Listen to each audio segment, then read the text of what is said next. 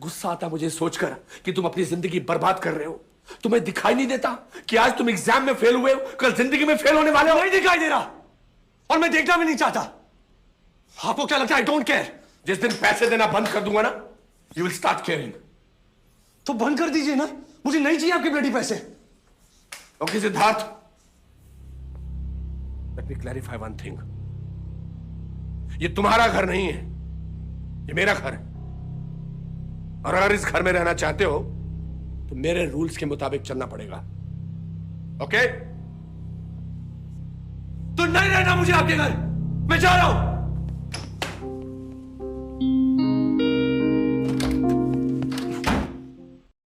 आज हम किसी नई मूवी की नहीं बल्कि 2009 में रिलीज हुई वेकअप सिड मूवी की बात करेंगे।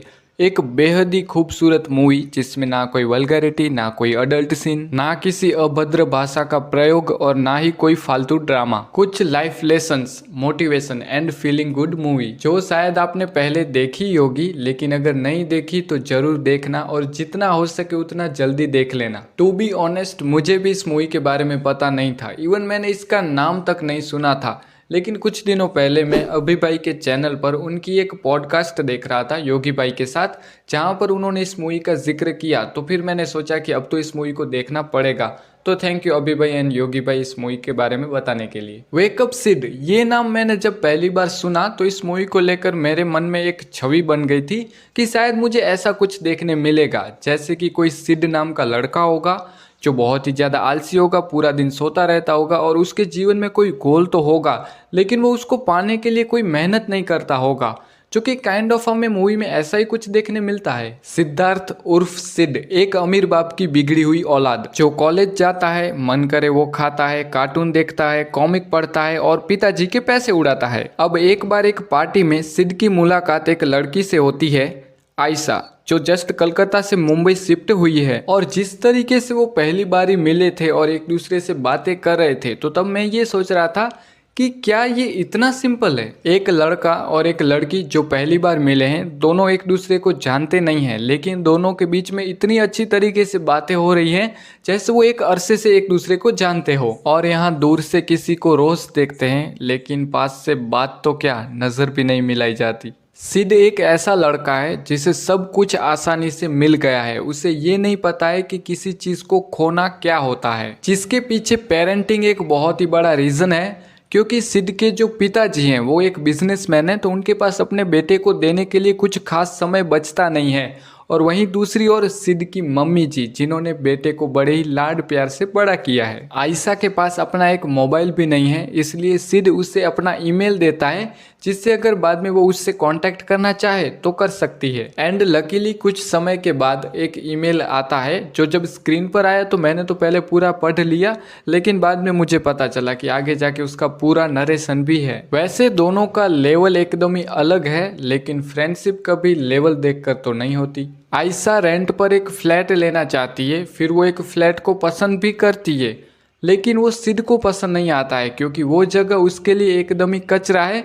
पर उसे ये नहीं पता है कि आज भी करोड़ों लोग इससे भी बदतर जगह पर रहते हैं। बाद में वो आयशा को थोड़े पैसे ऑफर करता है और कहता है कि अगर तुम इससे भी अच्छा एक फ्लैट लेना चाहती हो लेकिन उसे अफोर्ड नहीं कर सकती हो तो तुम मेरे ये पैसे रख सकती हो। लेकिन तब आयशा उन पैसों को मना कर देती है और कहती है कि नहीं, मुझे यही फ्लैट पसंद है, मैं यहाँ पर ही रहूँगी। वैसे देखा जाए तो यहाँ पर आयशा सिड के पिताजी के पैसों का फायदा उठा सकती थी, लेकिन उसने नहीं उठाया। आगे जाके एक बार और हम देखते हैं जहाँ पर सिड अपना कार्ड आगे करता है, जो कि वैसे एक अच्छी बात है अपनी फ्रेंड की हेल्प करना। लेकिन सिड को ये नहीं पता है कि पैसे असल में कमाए कैसे जाते हैं, या फिर उसे पता है लेकिन उसने कभी कमाए नहीं है। इससे एक बात याद आ रही है कि अक्सर हमारे पास कोई ऐसी चीज़ होती है जो जब हमारे पास होती है तो हमें पता नहीं चलता है कि वो हमारे लिए कितनी अहमियत वाली है, लेकिन उसके जाने के बाद या फिर हम जब उसे खो देते हैं, हमसे वो जब चीज़ दूर चली जाती है तो पता चलता है कि वो हमारे लिए कितनी अनमोल थी। और अक्सर ये भी कहा जाता है कि एक अमीर को ये नहीं पता है कि एक गरीब कैसे जीता है, पर यह भी सत्य है कि एक गरीब को भी नहीं पता है कि एक अमीर कैसे जीता है। आयशा का बर्थडे आता है, जहाँ पर मुझे ये एक बात बहुत ही ज़्यादा अच्छी लगी कि ज़रूरी नहीं है कि पार्टी हो, बस ये ज़रूरी है कि कोई अपना साथ हो जिसके साथ सिर्फ 2 कप चाय ही क्यों ना हो, लेकिन उसकी बात ही अलग होती है। वरना आजकल क्या चल रहा है वो तो मैं और आप बहुत ही अच्छी तरीके से जानते हैं कि जब किसी का बर्थडे होता है तो उनके घर पे तो कुछ हो या ना हो, लेकिन सोशल मीडिया पर बहुत कुछ होता है, जैसे कि स्टेटस स्टोरी वगैरह, और बाद में ये भी कहते हैं कि इतने लोगों ने मेरा स्टेटस लगाया, स्टोरी लगाई, लेकिन वो ऐसे बात करते हैं जैसे हम पर्सनली उनको जानते तक नहीं। आगे बातों ही बातों में सिड आयशा से पूछता है कि तुम्हें कैसा लड़का चाहिए, मुझ में क्या कमी है। तो तब आयशा कहती है कि मुझे जैसा लड़का चाहिए तुम उसके बिल्कुल अपोजिट हो, मुझे कोई मैच्योर लड़का चाहिए और तुम दिमाग से अभी भी बच्चे हो। और ये बात सिड से उसके पेरेंट्स भी कहते हैं, जो कि एक तरीके से सही है। कुछ दिनों बाद कॉलेज के रिजल्ट्स आते हैं जिसमें सिड फेल हो जाता है और घर पर फिर होती है एक बहुत ही बड़ी बहस, जिस बहस के अंत में सिड अपने घर को छोड़ के चला जाता है और फिर वो रहने लगता है आयशा के साथ उसके फ्लैट पर। बेटे का घर को छोड़ के जाना ताकि वो कुछ बन सके, इस कॉन्सेप्ट पर हम वैसे पहले भी कुछ मूवीज देख चुके हैं, जैसे कि अमिताभ बच्चन, अक्षय कुमार और प्रियंका चोपड़ा की मूवी वक्त, द रेस अगेंस्ट टाइम। अब जब सारी चीज़ें खुद पर आती हैं, कपड़ा धोने से लेकर खाना बनाने तक, और पैसे भी नहीं हैं, तो तब सिड को थोड़ा सा जिंदगी के बारे में पता चलता है। फिर आगे जाके अच्छी बात है कि उसे एक फोटोग्राफर की जॉब मिलती है, और वैसे भी कहा जाता है कि काम ऐसा करना चाहिए जो हमें काम ना लगे। तो ये एक ऐसी जॉब थी, मतलब कि फोटोग्राफर की, जो सिड असल में करना चाहता था, जिसको लेकर वो एक्साइटेड था। वो काम उसको काम नहीं लगता था, क्योंकि हमने पहले भी देखा था कि उसने एक बार ट्राई की थी अपने पापा का जो बिजनेस है उसको चलाने की, लेकिन वो काम उससे हुआ नहीं। इस मूवी की कुछ ऐसी चीज़ें हैं जो 3 इडियट्स मूवी से मिलती हैं। वैसे टेक्निकली देखा जाए तो 3 इडियट्स मूवी की कुछ ऐसी चीज़ें हैं जो इस मूवी से मिलती हैं, क्योंकि ये मूवी 3 इडियट्स मूवी से करीब 3 मंथ पहले रिलीज हुई थी। मूवी के लव एंगल को लेकर भी हम थोड़े से चिंतित रहते हैं, क्योंकि सिड और आयशा ने तय किया है कि वो दोनों फ्रेंड्स रहेंगे, जो कि वो हैं, लेकिन पहले स्टार्टिंग में सिड ने कोशिश तो की थी इस फ्रेंडशिप को थोड़ा सा आगे बढ़ाने की, लेकिन तब आयशा ने मना कर दिया कि नहीं, तुम मेरे टाइप के नहीं हो, हम दोनों सिर्फ फ्रेंड्स ही रहेंगे। तो अब आयशा तो फ्रेंड है, इसलिए सिड की जिंदगी में कोई और आ जाता है। पर अब कुछ समय के बाद आयशा धीरे धीरे सिड से प्यार करने लगी है। अब सिड पैसे कमाने लगा है, कुछ ऐसा काम कर रहा है जो अच्छा है। इस वजह से उसके और उसके फादर के बीच की जो रिलेशनशिप है वो बहुत ही ज़्यादा अच्छी हो जाती है, और लकीली उसके फादर उसको गले भी लगाते हैं, जो अक्सर कई बार लड़कों की ज़िंदगी में ऐसा नसीब होता नहीं है। भले ही दोनों के बीच में प्यार होता है, एक फादर और सन के बीच में, लेकिन गले लगाना वो पूरी ज़िंदगी निकल जाती है, लेकिन नहीं होता है। पता नहीं, ये थोड़ा सा कॉम्प्लिकेटेड है, पर ठीक है, मैटर ये करता है कि प्यार होना चाहिए। मूवी की एंडिंग जो कि हैप्पी एंडिंग है, लेकिन वो बहुत ही दर्दनाक हो सकती थी, क्योंकि शायद ये जो मेरा आइडिया है इसकी एंडिंग को लेकर वो आपको पसंद नहीं आएगा।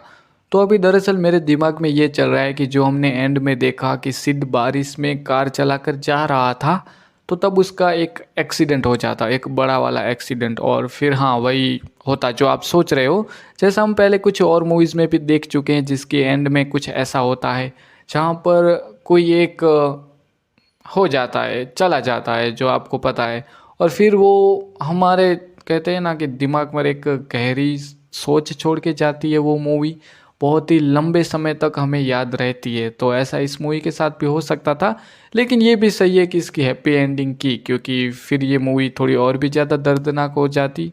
पता नहीं मैं ऐसा क्यों सोच रहा हूँ, इसकी एंडिंग को लेकर ऐसा हो सकता था, और ये लंबे समय तक याद की जाती अगर ऐसा होता इस मूवी के एंड में।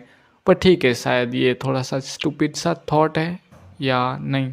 बहुत सारी चीज़ें इस मूवी में एकदम ही बेस्ट दिखाई हैं, बेहद ही अच्छी दिखाई हैं, but I think that Chhotu deserves more respect. उसको जिस तरीके से थोड़ा सा ट्रीट किया गया, मुझे लगता है कि यार उसको भी यार थोड़ा सा मान सम्मान देना चाहिए था।